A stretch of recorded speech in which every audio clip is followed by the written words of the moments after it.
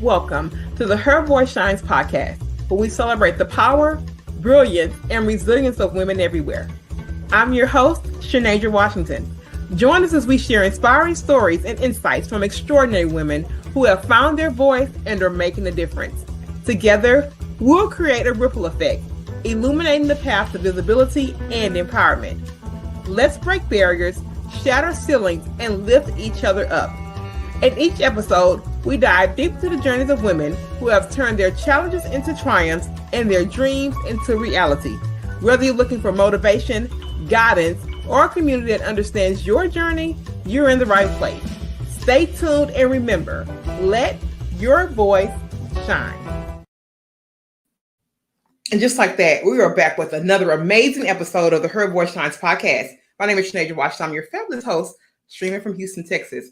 And what's my favorite tagline? This is one of my favorite places to be. And I already know I'm ready to get into this conversation because I've been chopping it up a little bit in the backstage of my guests. But how do we do it here? It's just very, very simple. We come and introduce our guests and they tell us their name, where they're streaming from. And guess what? They jump right into the story because that's what we're here for. So without any further waiting time, here's our very fabulous guest for today. Hi everyone, my name is Fionne. I am live streaming here from Toronto, Ontario.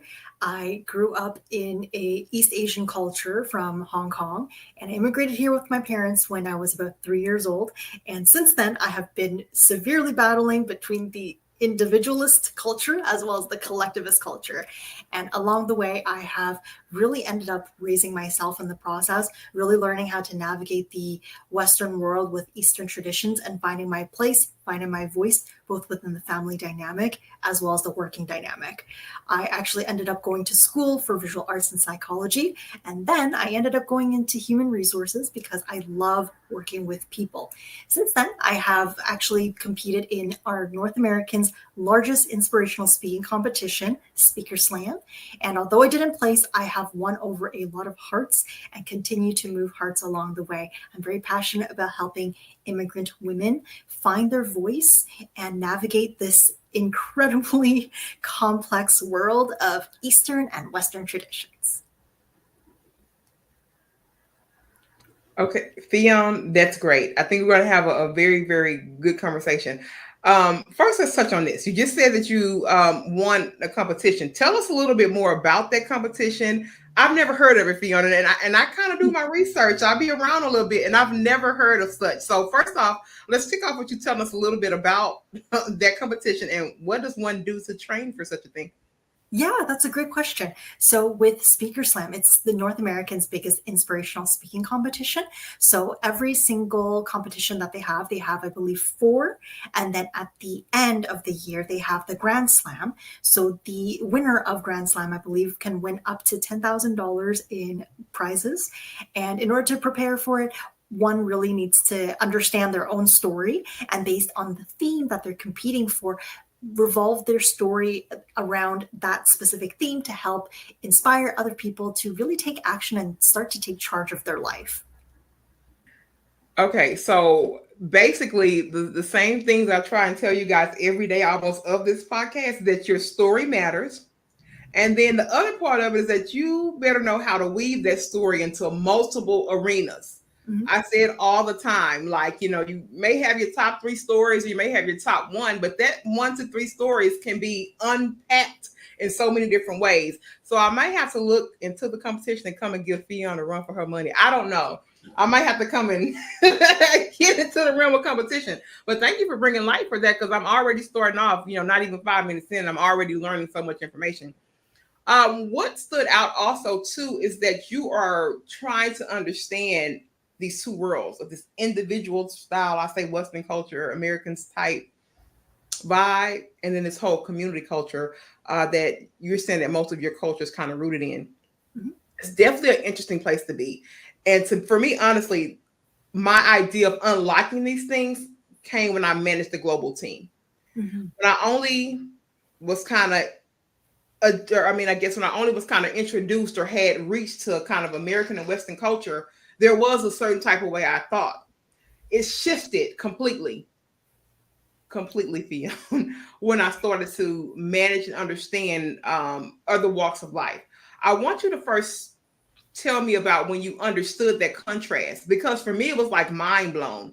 I just couldn't even understand like that people kind of operated differently, because the Western culture is like, get to the next thing, get to the next thing. You got the degree, what's the next degree? You climb the corporate ladder, what's the next thing? And Mm-hmm. I find myself specifically in this space of life doing things that don't necessarily match the Western culture.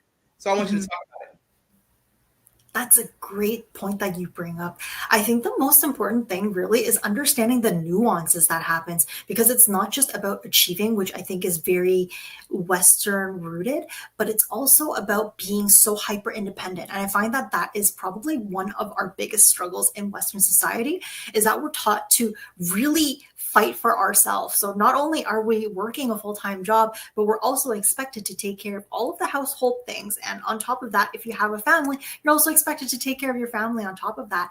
And that is such a insane change since the last couple of generations coming onto our current generation now, is that we're taught to be so hyper independent, and that is complete shift from the Eastern traditions and values, because the Eastern culture really values the family dynamic, and it really focuses on pretty much giving up your own identity for the sake of the family harmony and to make sure that the family unit is cohesive.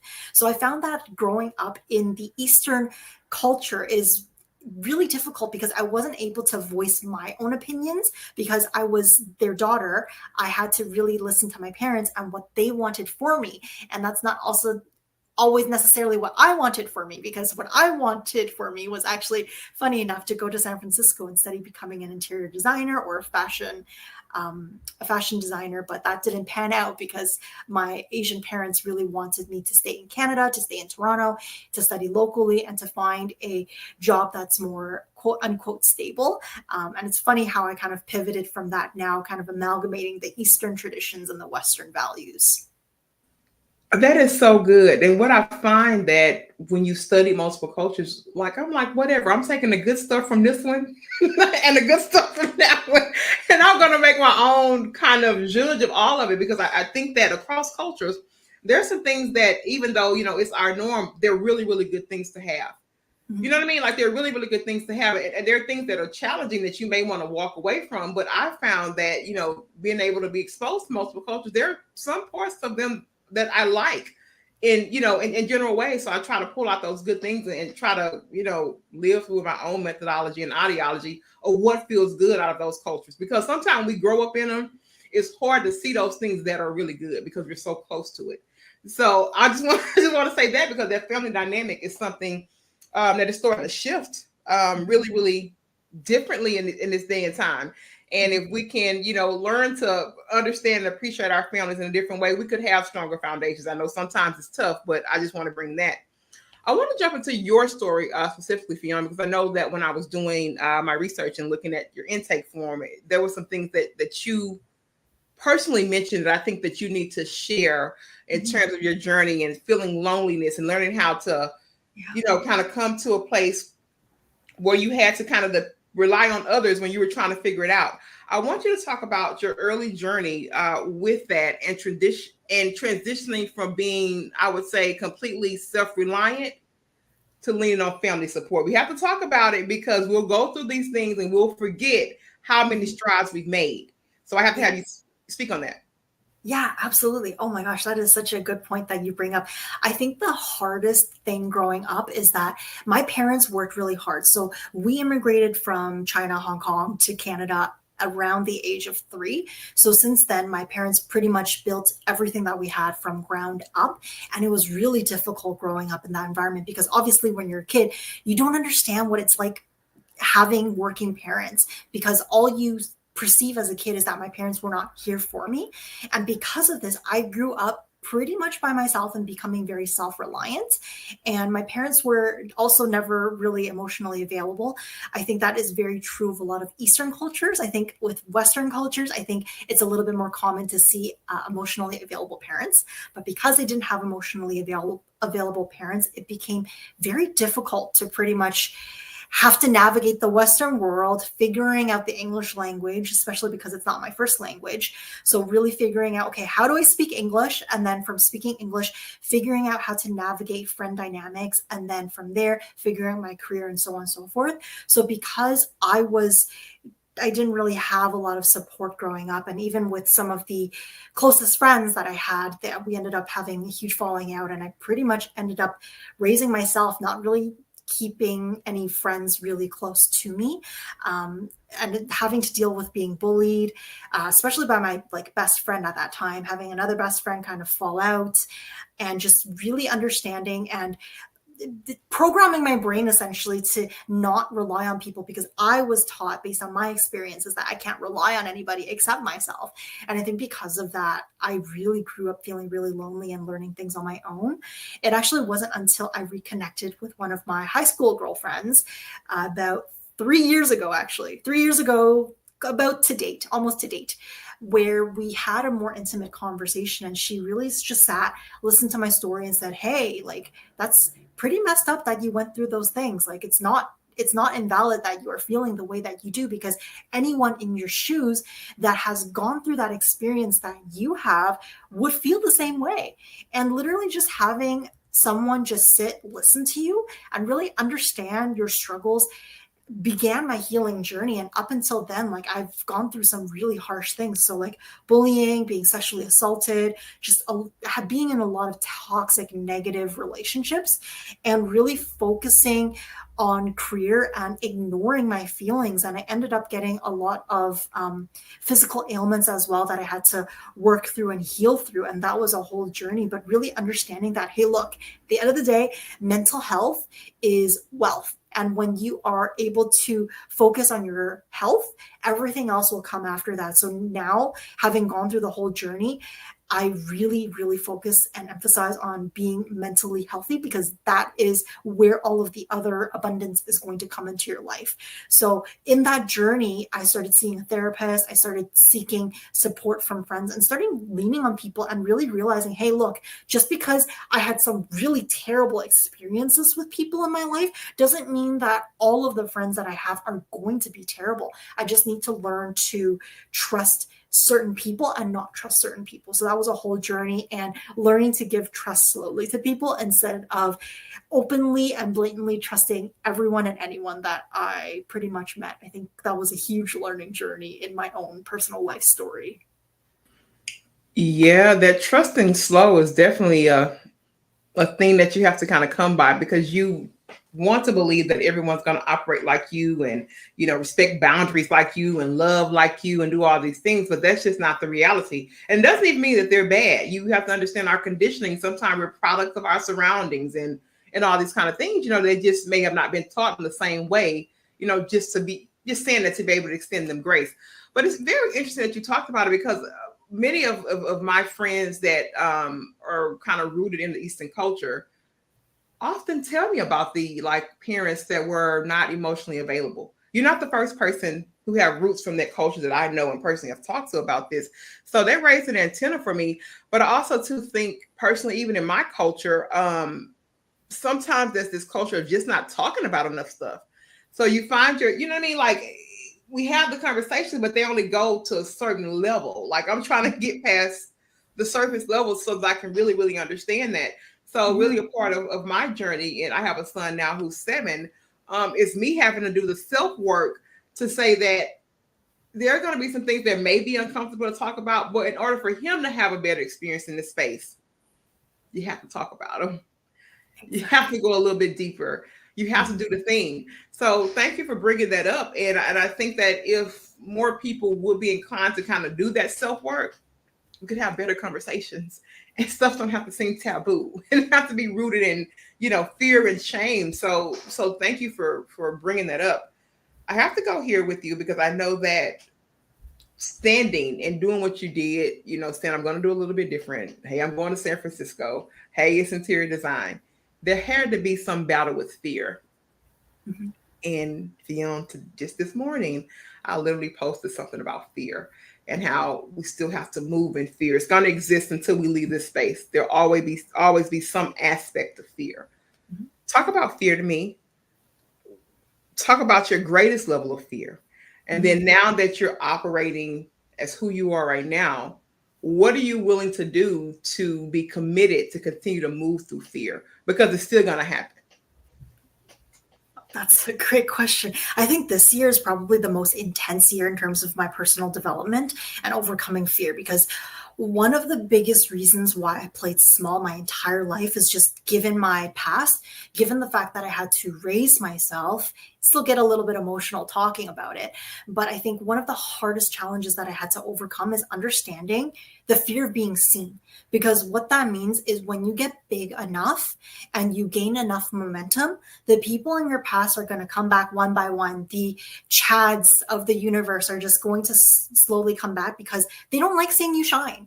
And that is the harsh reality of is that a lot of people that saw you in a lower state back before you made a name for yourself and back before you overcame the hurdles that you have overcome, they like being able to pull you down and having that leverage over you.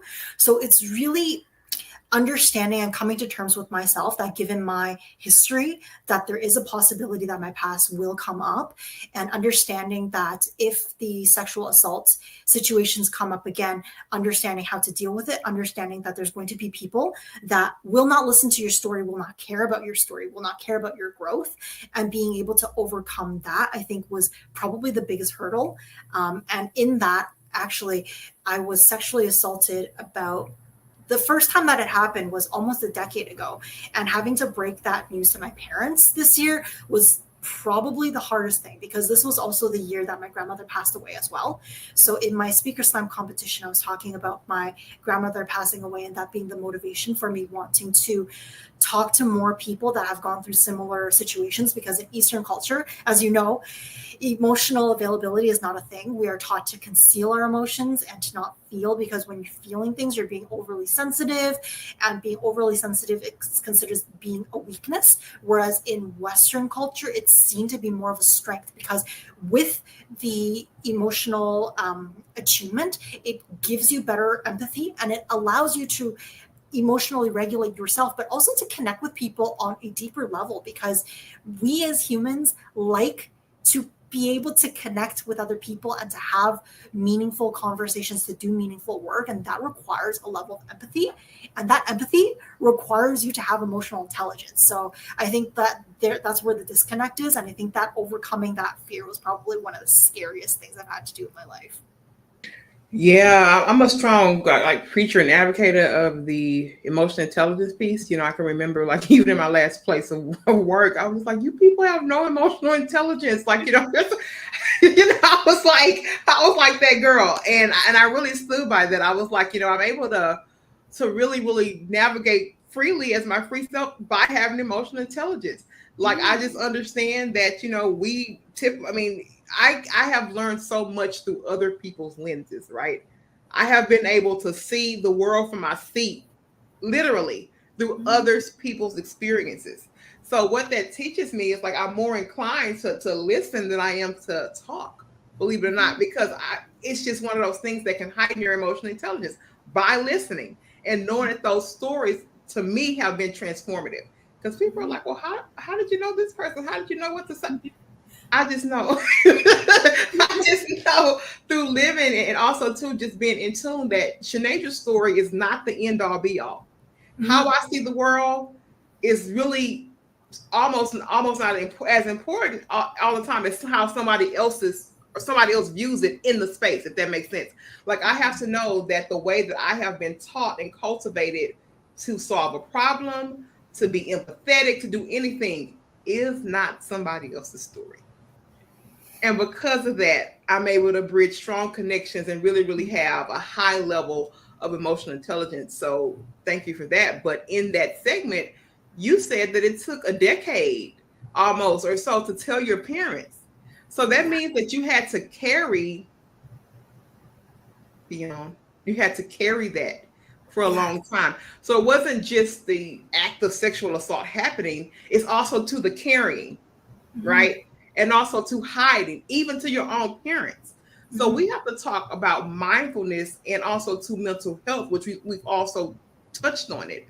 Mhm. What were you doing in that time to keep your mental okay? And what do you do now to still make sure that Fionne can show up, even though she may have some baggage?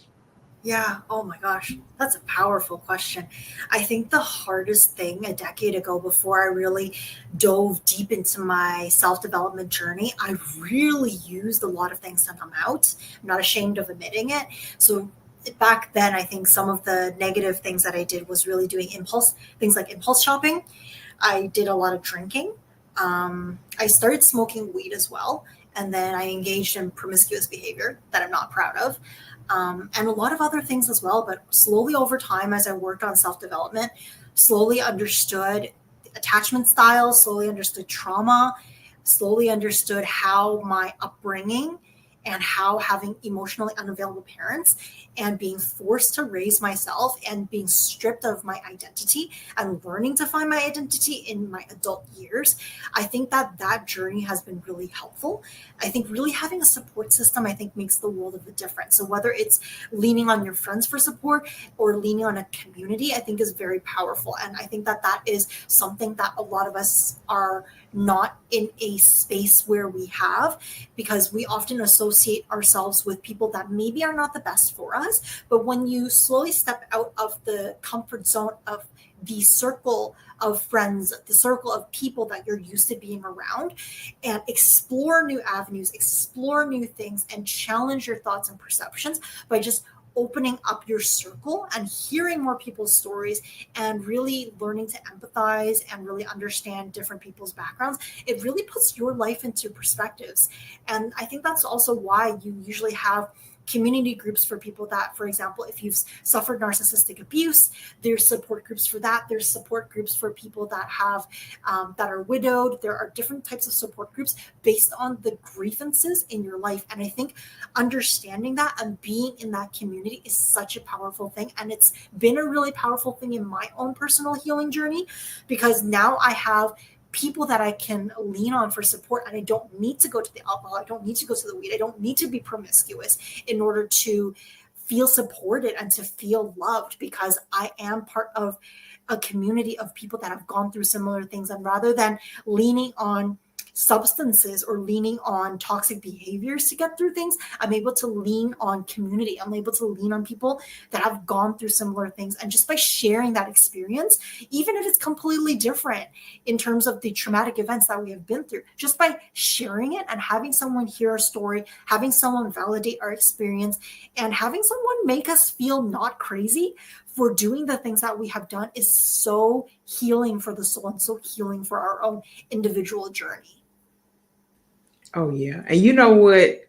The fact that you have said all of those things that you used to do that you're not proud of is a sign of freedom. Because you got some people that will carry that stuff and never set out of their mouths and still have some level of being ashamed.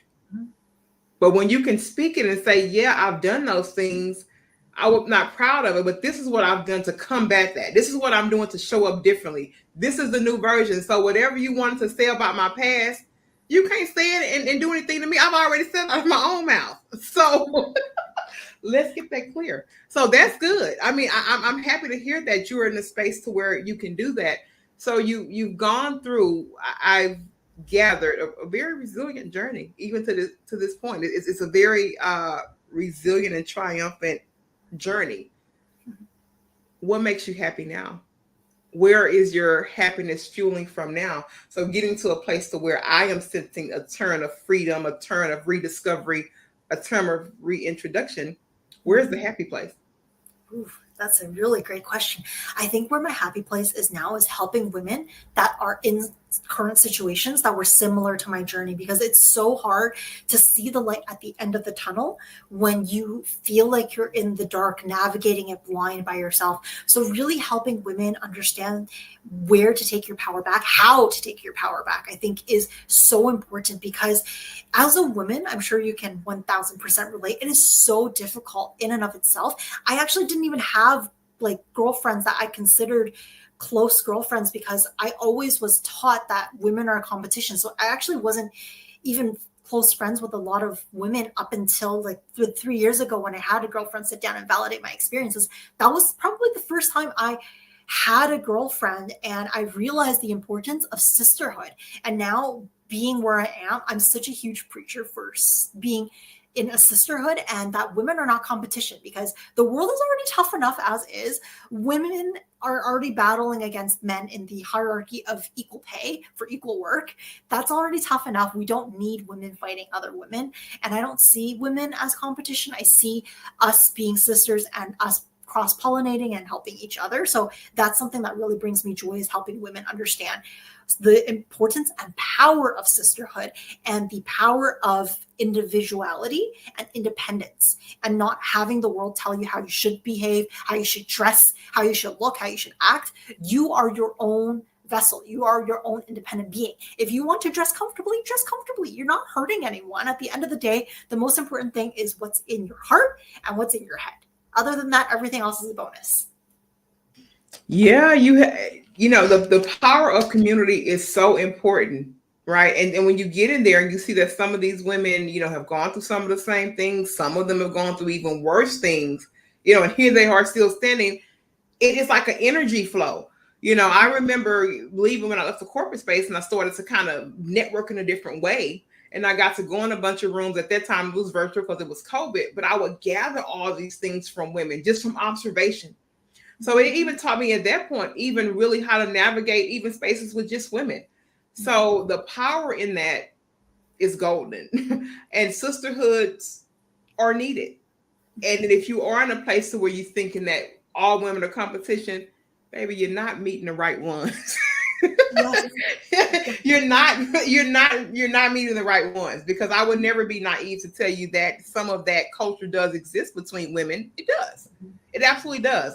I'm not going to say that everyone's on this path of wanting to be in true sisterhood, but if you can find one and you can have that be, I always say, a reciprocal pour, it can change things. Absolutely. So, you should definitely be speaking more, especially to women that look like you, because you know that those Eastern cultures, that whole thing is still there. Yes. It's still there, even in 2024. I tell you, I've already had conversation. So you have to be an advocate for that, because I think in them seeing you doing it, and the younger the better. Because I always tell people, it took me to get to my early 30s, mid 30s to really feel like I'm living freely and authentically, because I can express it. So I'm always inclined, especially in the younger space, I don't want you getting to mid-age or near, mid-age to figure out, oh, my voice matters, I can take my power back. Do it when you're 21, girl. 100%. Do not let a man strip your voice from you. That is something I learned recently, is I don't care about the man.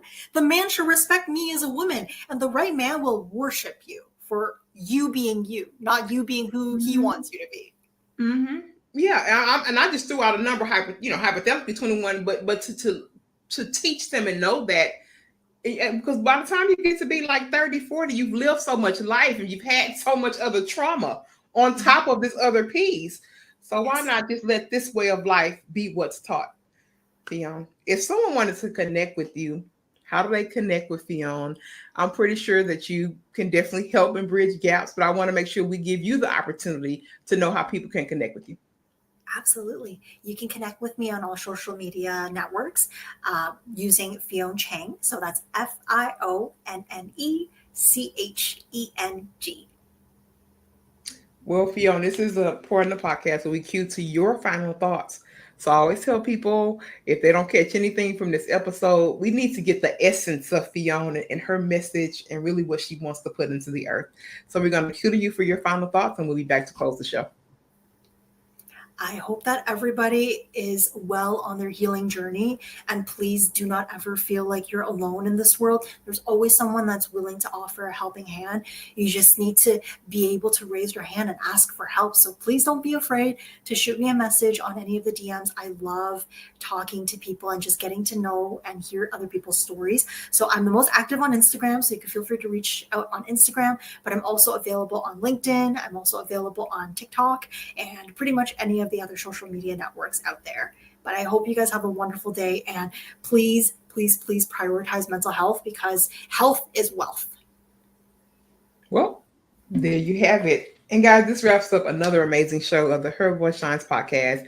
Y'all know I'm partial to my guests. I think all my guests are amazing. So if you're not out there clapping for Fionne, you should be. So thank you for sharing your story. And until next time, you guys, I'm always going to tell you, no, I'm going to tell you I love you. And to remember to let your voice shine. Until next time, we'll be back with another amazing guest. And we're out. Thank you so much. Take care.